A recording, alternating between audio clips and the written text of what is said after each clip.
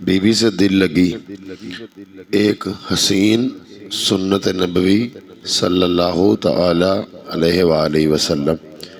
حضرت عائشہ رضی اللہ تعالی عنہما سے روایت ہے، وہ نبی کریم صلی اللہ تعالی علیہ وآلہ وسلم کے ساتھ ایک سفر میں تھیں۔ فرماتی ہیں کہ میں نے حضور کے ساتھ دوڑ کا مقابلہ کیا تو میں آپ سے آگے نکل گئی اور جیت گئی۔ پھر جب میرا جسم ذرا بھاری ہو گیا تو ہمارا ایک اور مرتبہ مقابلہ ہوا، مگر اس بار آپ مجھ سے جیت گئے۔ آپ صلی اللہ علیہ وسلم نے فرمایا، یہ تمہاری اس جیت کا بدلہ ہے۔ سبحان اللہ۔ پردہ۔ ایک نوجوان بیٹی نے اپنے والد سے پوچھا، ابا جان میں بدن کے کتنے حصے کا پردہ کروں اور کتنا حصہ کھلا چھوڑوں؟ والد نے جواب دیا، بیٹی بدن کے جتنے حصے پہ جہنم کی آگ برداشت کر سکتی ہو اتنا حصہ کھلا چھوڑ دو۔ بہترین نصیحت۔ ماں کے بعد خالہ کا مقام۔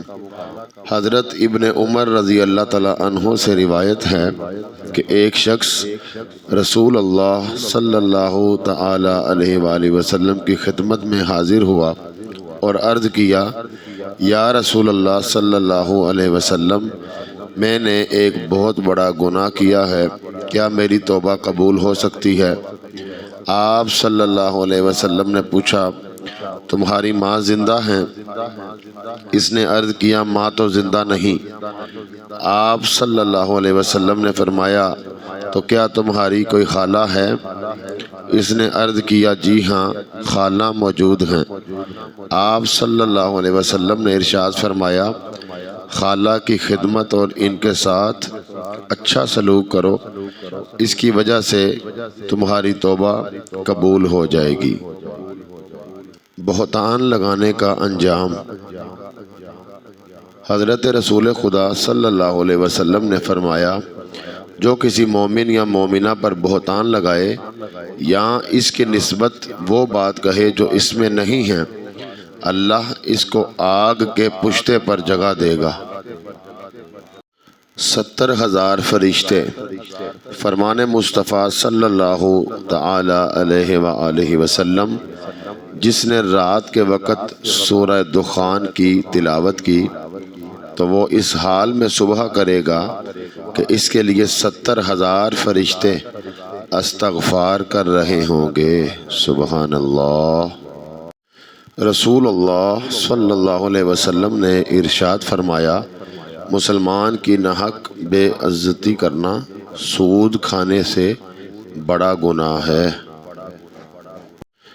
عیب تلاش نہ کرو، ورنہ جو کسی مسلمان دوسرے کے عیب ڈھونڈتا پھرتا ہے تو اللہ تعالیٰ اس کے عیوب پکڑتا ہے، اور اللہ تعالیٰ جس کے عیوب پکڑتا ہے تو پھر اسے رسوا و ذلیل کر دیتا ہے، اگرچہ وہ پھر اپنے گھر کے اندر ہی کیوں نہ ہو۔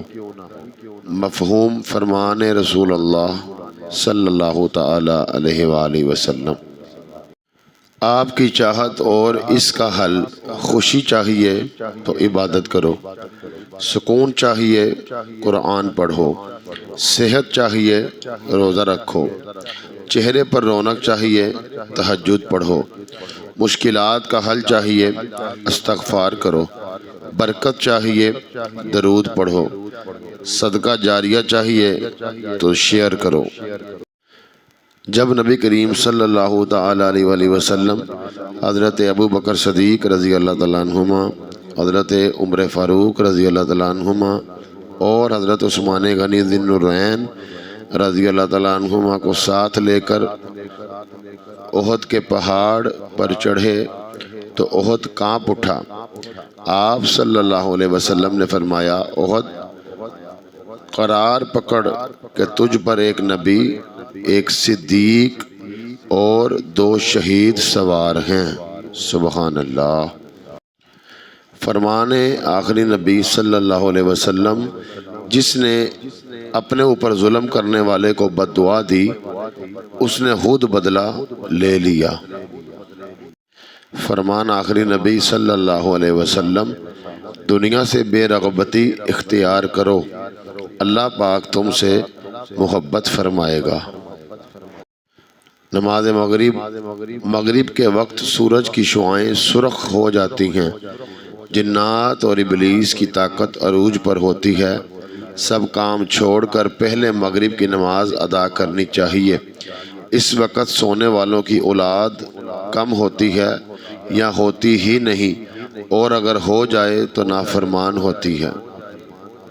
حدیث پاک، فرمان آخری نبی صلی اللہ علیہ وسلم، اللہ جمیل و یحب الجمال، بے شک اللہ پاک جمیل ہے اور جمال یعنی خوبصورتی کو پسند کرتا ہے۔ فرمان آخری نبی صلی اللہ علیہ وسلم، جو کسی نیکی کا ارادہ کرے لیکن نہ کر سکے تو اس کے لیے ایک نیکی لکھ دی جاتی ہے۔ اللہ رب ذوالجلال ہمیں ان تمام باتوں پر صحیح معنوں میں عمل پیرا ہونے کی توفیق نصیب فرمائے۔ آمین یا رب العالمین۔